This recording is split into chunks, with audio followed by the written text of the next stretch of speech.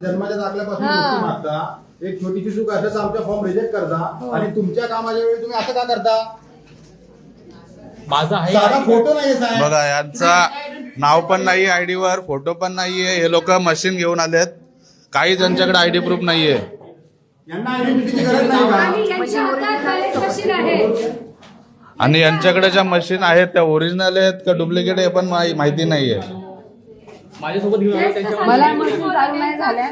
मी जर मला जर आता ह्या मशीन तुम्ही आणलेल्या चालू नाही झाल्या, आपण ह्याच्यावर ऍक्शन घेणार. प्रॉपर सील आहे, इव्हन स्ट्रॉंग मधून आला आहे, दोनची साईन आहे. हे बघा खुल्लंय. खुला कुठे आहे तो